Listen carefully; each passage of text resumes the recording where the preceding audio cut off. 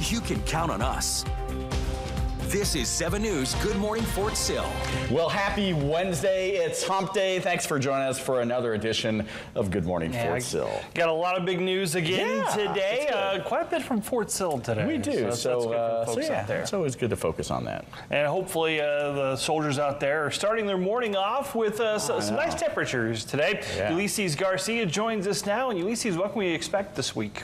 Well, when it comes to this week, overall, though, we're still on the warmer side of things, at least through the daytime hours. But this morning, though, we're actually starting off rather cool out there. 89 degrees yesterday, 63 degrees for that low temperature across the area. Normally, we're 92, 67. So another below average day here in line. And looking at the view right now on our Comanche Nation Entertainment Tower Cam at Medicine Park Aquarium, really not much happening right now. But overall, though, you can see the view, though, looking good. So it has improved over the last couple of days. Looking at your morning PT forecast, definitely a cool 59 degrees. Last time we were in the 50s, we have to go back to June. Calm winds, 10 degrees cooler than this time yesterday, so you can definitely feel a little bit of that nippy feel out there. 7:08 sunrise. As we make our way through the next couple of hours, we'll have those temperatures right around 60, and we'll eventually start warming things up into the upper 60s already by the time we make our way, say, towards 9 a.m. or so. Eventually, we're expecting lots of sunshine here, but we do have some changes on the way by the time we make our way into the weekend. We'll talk about that throughout the show. And I am thrilled to report that the U.S. Space Command headquarters will move to the beautiful locale of a place called Huntsville, Alabama, forever to be known from this point forward as Rocket City. Well, President Trump is looking to finish what he started during his first term and moving the U.S. Space Command headquarters from its current headquarters in Colorado Springs to Huntsville, Alabama. Yeah, lawmakers in Washington speaking out about how it could impact both states and the nation. Our Washington correspondent Stetson Miller has their reaction.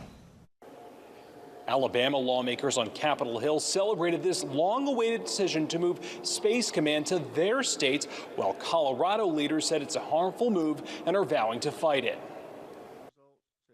Tuesday was a day that Alabama lawmakers had long been waiting for. We are so excited to be able to call Space Command home. And had been pushing for. Just the whole delegation was very excited to be here, and the President said we were very persistent. And after 7 years and 2 presidential administrations, their goal of bringing U.S. Space Command to Rocket City finally came to fruition when President Trump announced that he would transfer the site from Colorado Springs to Huntsville. Donald Trump, he gets it. He understands what we've got to do. He's about national security. He evaluated all the possibilities, and it came back to Alabama was best for national security. They say it means thousands of new jobs for Alabamans and a safer country for all. We have to put national security and the war fighter first, and that's exactly what happened today. But for Colorado lawmakers, the decision to move Space Command out of their state was a huge blow. In a bipartisan statement, every member of the state's delegation said moving Space Command headquarters weakens our national security at the worst possible time. Senator Michael Bennet called the move a naked abuse of power. Congressman Jason Crow wrote on X that the president was trying to score political points to punish Colorado, while Congresswoman Brittany Pedersen said the move was a blatant waste of taxpayer dollars. And all of them say they are united in fighting to reverse the decision. In Washington, I'm Stetson Miller. Thanks, Stetson. And in some international news, Israel Defense Force leaders are calling up more than 20,000 additional reserve troops ahead of the planned takeover of Gaza City. So the troops are expected to arrive sometime today. The IDF says that the reservists are completing training sessions in both urban and open terrain combat to improve their readiness. Plans to expand the war in Gaza have sparked condemnation internationally over fears that the humanitarian crisis in Gaza will worsen. There are also concerns over the safety of both soldiers and any remaining hostages during the siege. Now to news from Fort Sill. A big topic at their monthly Sill Fox Town Hall is the upcoming Black Start exercise. So that will be happening a week from today. So September 10th, Fort Sill will be testing emergency power readiness systems across the installation. Black Start's really important for us. It's a DoD, Department of Defense mandated event where we are going to shut the lights off for 8 hours from 0400 to noon on the 10th of September. This allows us to see ourselves at how we can operate without electricity, what our backup energy looks like, and then how we can manage energy independence and energy resilience across the installation. For more information on Sill Facts, to include a copy of the briefing slides from this month's town hall, you can visit the website listed at the bottom of your screen. The next Sill Facts town hall is on October 7th at 11 in the morning at the Patriot Club. Now, more big news out of Sill Facts. Key Gate West could soon be reopening, and that's a good thing because the gate's been closed for the last 9 months. It has been closed for the last 9 months. So Fort Sill has been doing a phased barrier installation on all of their gates to ensure compliance with installation security protocols, though it has required each gate to be closed during on the installation during extensive periods of time, sometimes for months at a time. Colonel Baird says that the process for Key Gate is almost finished. We believe the 3rd or 4th week of September it'll be open, on or about the 19th or the 20th.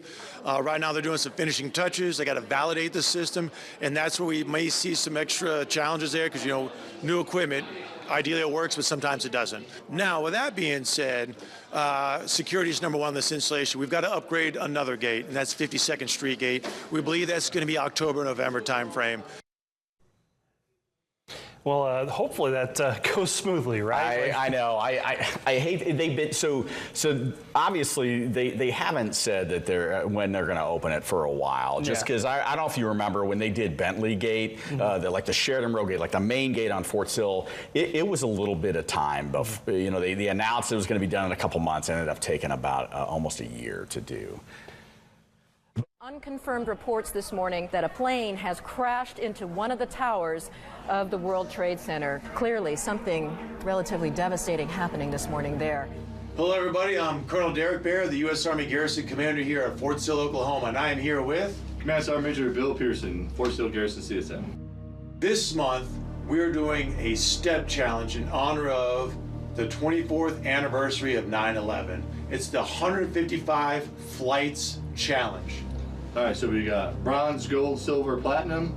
That will be 1,000, 3,000, 5,000, 7,000 flights. There's also the 155 Flight Challenge. As you're climbing up those 155 flights with 50 pounds on. So that's our side challenge in honor of 9/11, the 24th anniversary. So for everybody out there, really appreciate it. Again, health and holistic fitness means something to all of us. Be fit, mind, body, and spirit. We are America's home.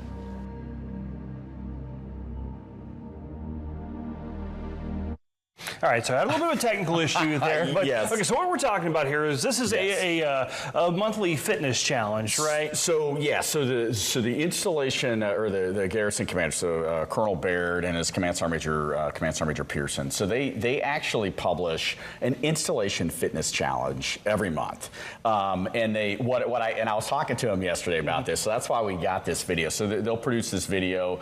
He said that we could run this on the show on Good Morning Fort Sill, obviously. So we'll run this every month. In particular, though, this one, as you saw by the footage, is a very meaningful fitness tribute, the step challenge that they're doing in honor of the memory of those that lost their lives on 9/11. And of course, it kind of goes along with, hey, we've got a lot of events going on with 9/11, including on Fort Sill. We do, and there is the installation run, the remembrance run on 9/11 on Fort Sill, and we'll be covering that. And I will tell, I'm going to commit now. I will do the fitness challenge this month. So Colonel Baird, you heard it from me. I will do the fitness challenge this month in honor and remembrance of those that lost their lives in 9/11. And then we'll come back. So Kyle, hold me accountable here, and you can come back and make sure I did it. We'll have a report at the end of this month.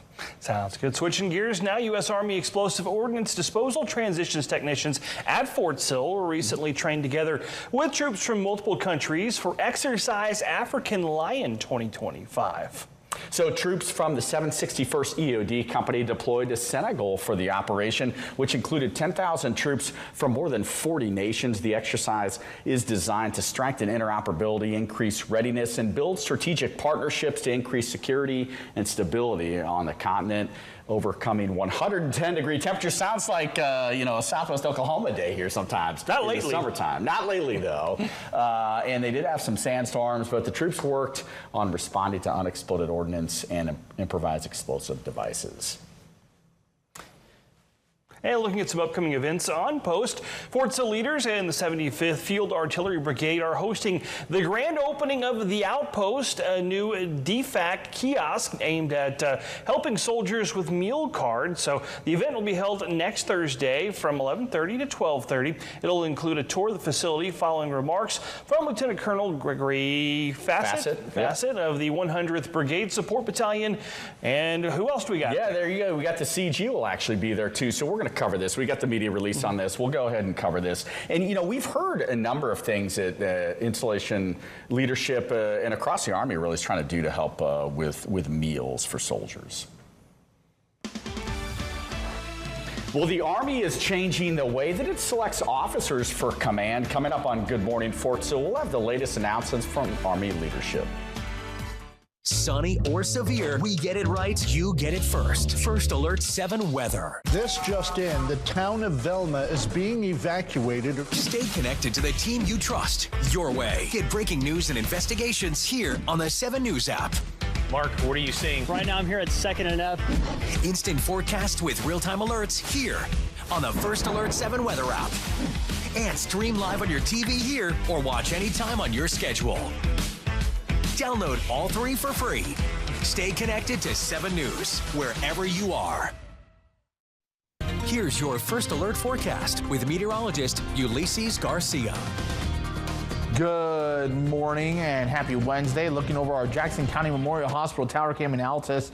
Overall, we're enjoying mostly clear to clear skies right now. Temperatures, though, some spots are definitely cool. We're actually dropping down into the 50s, 59 degrees in Lawton. Actually, the first time we've been in the 50s actually since May 31st, which was 57 degrees, but it is the coolest we have been since June 15th, where the low was 61 degrees. So we did not have any 50s during meteorological summer, June, July, and August. So 59 degrees right now in Paducah, 59 in Elk City, 64 in Wichita Falls, 62 over towards Altus and Quanah. The setup here, big giant H, bubble of no trouble, high pressure and control. The front that was previously over parts of North Dakota yesterday, now making its way through parts of South Dakota, getting ready to make its way into Nebraska. We'll deal with the influence of that as we make our way into tonight. Sunny galore today. Tonight, definitely much weaker than when the models had yesterday. So if anything, it might just be a few passing clouds, maybe a sprinkle or shower, but definitely not really showing a lot of activity with this. As we make our way into tomorrow, lots of sunshine once again. Then as we get into the weekend, rain chances gradually go up throughout Saturday and Sunday, and that even carries on a bit into your Monday. For your PT forecast, we'll hover right around 60, 59 degrees, and then gradually start warming things up by the time we go throughout the late morning hours. So the Army's Digital Liaison Detachment participated in an exercise aimed at partnerships and improving interoperability using both computer networks and offline tools. Exercise Southern Vanguard 25 strengthened regional partnerships with our Chilean, Argentinian, and Peruvian counterparts. The shared goal of creating a common operating picture for all parties has been a major point of focus. This picture, often using a constantly updated digital map and a shared network system, shows the real-time position of all units and is critical for decision making. Well, U.S. Army Human Resources Command just announced that the Command Assessment Program and Army Warrior Leader Certification have been discontinued. So this move was triggered by an Undersecretary of Defense for Personnel and Readiness directive that was published back in June. The Army was directed to conduct a comprehensive review of officer promotion and selection procedures. The cancellation of these programs is effective immediately. The Army will transition to a centralized selection list, board-based process, which also will produce an order of merit list and inform the selection of future commanders. So you were telling me about this a little bit off air yesterday. So for those of us who are not familiar with the command selection process, what's this mean? So basically the Army's bringing back what they did previously. So the CAP and the Army Warrior Leader Certification programs, they're relatively new. They came out, they were first tested in 2020, then they became a program program, or basically a program of record until this announcement right here, though. So basically what happened when they announced the CAP program is the Army started to require an in-person comprehensive assessment. And that, to be honest, recently that assessment actually has drawn some scrutiny, but it also has gotten some praise from a lot of folks too. It just kind of depends, like a lot of things, on who you talk to. Needless to say, the command selection process is basically going to revert back to what it was previous to 2020, to a purely officer record and file review, so no in-person assessment. So for all of our officers, and really this has to do with battalion level commanders and above that will go through this centrally selected list process. It's a welcome change too, right? For some I think, well, for most, to be honest, for most folks competing for battalion command, I think they would prefer not to have to go to the CAP in-person assessment. That's just my personal read on this, but we'll see how it goes. I think because they were directed to do another assessment, and they'll push forward with that. Well, still to come, National Guard troops stationed in Washington, D.C. may be spending their holiday season in the nation's capital. We'll have the latest national military headlines after this break. Sunny or severe, we get it right, you get it first. First Alert 7 weather. This just in, the town of Velma is being evacuated. Stay connected to the team you trust, your way. Get breaking news and investigations here on the 7 News app. Mark, what are you seeing? Right now I'm here at 2nd and F. Instant forecast with real-time alerts here on the First Alert 7 weather app. And stream live on your TV here or watch anytime on your schedule. Download all 3 for free. Stay connected to 7 News wherever you are. Take a look at our national military headlines. So President Trump is still pushing forward with his plan to provide federal forces in Chicago. As John Lawrence explains, that decision comes despite vocal opposition from city, county, and state leaders. It's official. Well, we're going in. I didn't say when. We're going in. When you lose, look, I have an obligation. This isn't a political thing.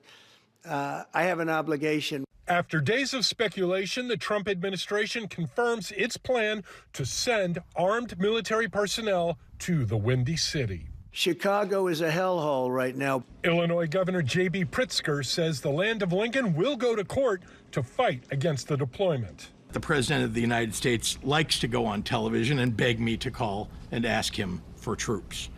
I find this extraordinarily strange, as Chicago does not want troops on our streets. At least 58 people were shot in Chicago this Labor Day weekend, according to the city's police department. Here's the truth.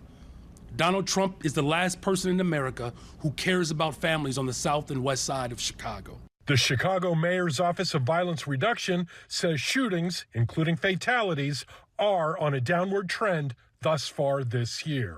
They believe it's acceptable to go from an unacceptable level of crime to an unacceptable level of crime and call that a win. As for Chicago residents, sending a National Guard, I believe that it will put us in a situation where the whole city of Chicago will be right back where we started. I'm John Lawrence reporting. Now, word also coming from the Trump administration that National Guard troops deployed in Washington, D.C.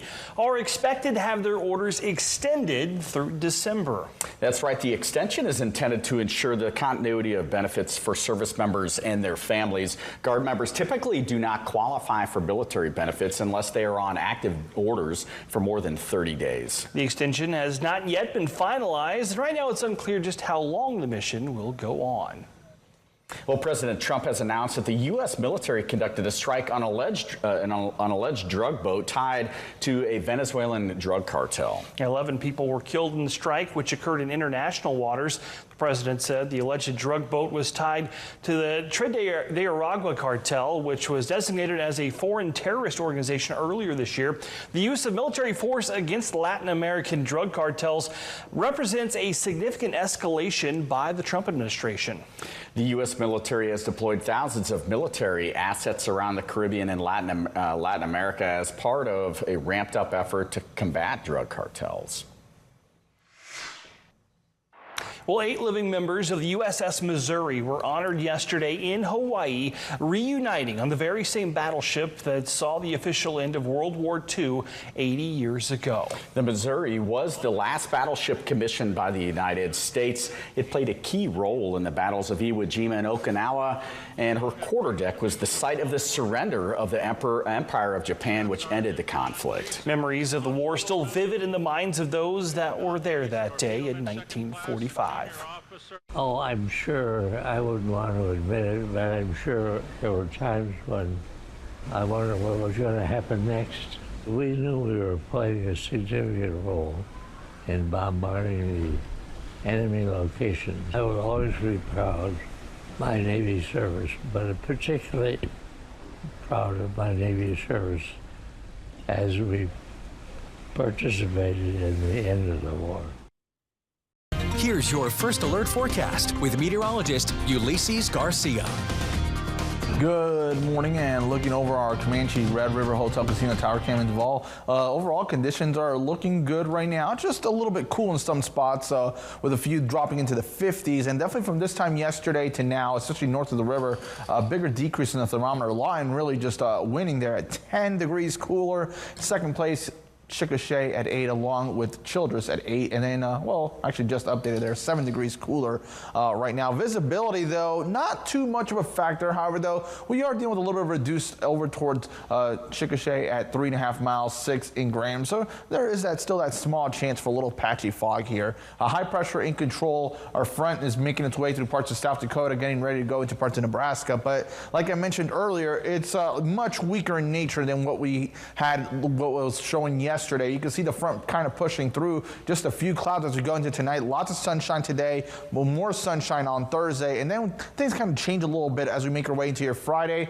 As we look a bit when it comes to your morning PT forecast, hovering 60 through 7 a.m. and then temperatures beginning to warm up once the sun rises. We'll top out at 91 degrees. A hotter day for today. Northwest to south wind at 0 to 10, and then looking at that 7-day forecast here, we'll still keep it in the lower 90s here through Friday, but then notice the drop off in those temperatures will drop down into the 70s for the weekend and Monday as rain chances go up during the weekend and early next week. I feel like I'm seeing a few more 90s on there than I saw yesterday. I don't know. I mean, look, I think the colder weather was a tease. Well, thanks for watching. Good morning, Fort Sill.